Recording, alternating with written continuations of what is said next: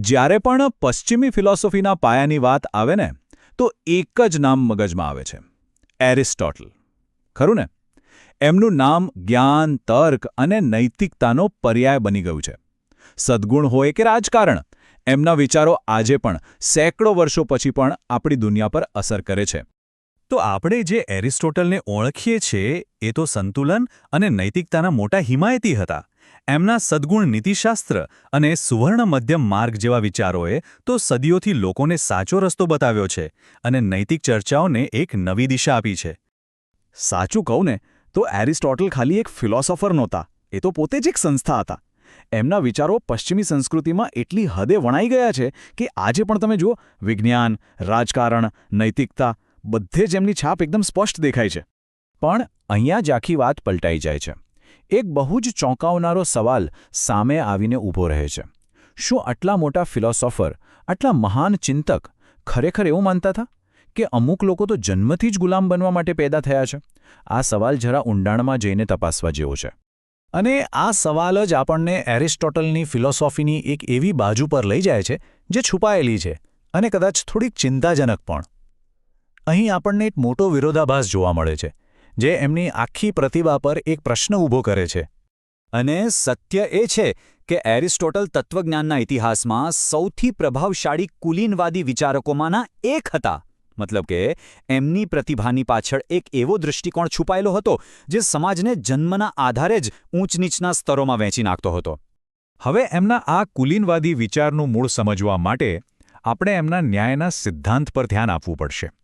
કારણ કે અહીં જ એમના વિચારોનો જે વિરોધાભાસ છે ને એ સૌથી સ્પષ્ટ રીતે સામે આવે છે. ન્યાયના બે અલગ અલગ સિદ્ધાંતો.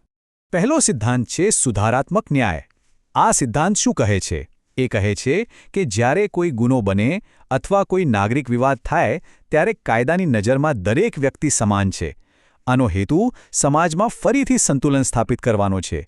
સાંભળવામાં તો આ એકદમ આધુનિક અને સાચું વિચાર લાગે છે, બરાબર ને? પણ હવે આવે છે બીજો સિદ્ધાંત, જે વધુ સમસ્યારૂપ છે: વિતરણકારી ન્યાય. આ સિદ્ધાંત મુજબ સંપત્તિ અને સત્તાનું વિતરણ પ્રમાણસર સમાનતા પર આધારિત હોવું જોઈએ. અહીં આખો ખેલ આ શબ્દસમૂહમાં છે: સમાન લોકો સાથે સમાન રીતે. તો જુઓ, અહીં જ આખો વિરોધાભાસ સ્પષ્ટ થઈ જાય છે. એક બાજુ સુધારાત્મક ન્યાય છે જે કહે છે કે કાયદા હેઠળ બધા સરખા છે, એકદમ સમાનતાવાદી વિચાર. પણ બીજી બાજુ છે વિતરણકારી ન્યાય, જે સ્પષ્ટપણે લોકોને ઊંચ-નીચના ક્રમમાં ગોઠવે છે અને અસમાન માને છે. આ ભેદ સમજવો ખૂબ જ જરૂરી છે.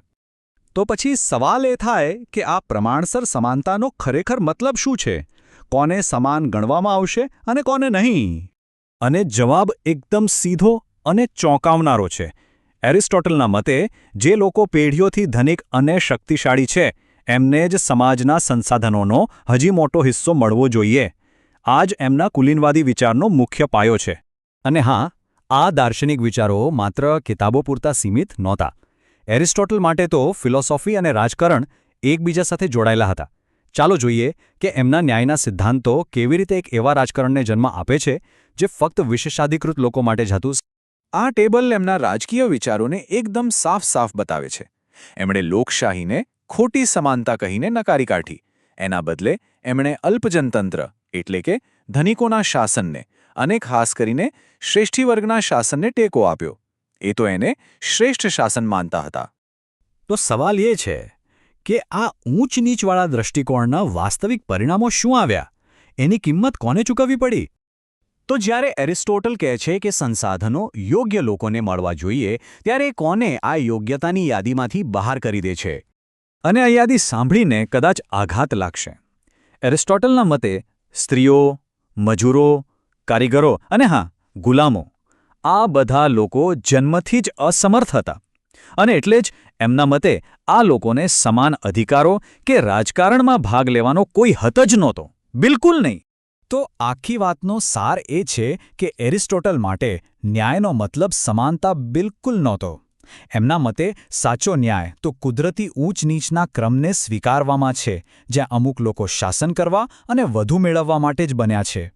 અને તેમણે આ ભેદભાવભરી પ્રથાઓને, ગુલામી જેવી ભયાનક પ્રથાને પણ કુદરતનો નિયમ ગણાવીને સાચી ઠેરવી.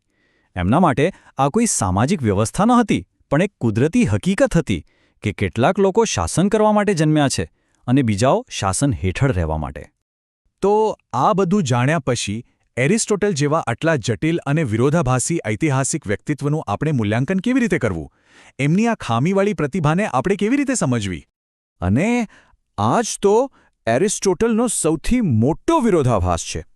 એક તરફ એક એવા તેજસ્વી વિચારક જેમણે આપણને નૈતિકતાના ઊંડા સિદ્ધાંતો આપ્યા, અને બીજી તરફ એ જ વિચારક જેમણે આટલી ખામીભરી અને ભેદભાવવાળી માન્યતાઓને પણ ટેકો આપ્યો. આ આખી ચર્ચા આપણને એક અંતિમ અને મહત્વપૂર્ણ પ્રશ્ન પર લાવીને ઊભી રાખે છે. જે વિચારકો પ્રભાવશાળી તો છે પણ સંપૂર્ણ નથી, એમના આવા જટિલ વારસાને આપણે કેવી રીતે સમજવો જોઈએ અને તેમાંથી શું શીખવું જોઈએ? આ એક એવો સવાલ છે જે આજે પણ એટલો જ મહત્વનો છે.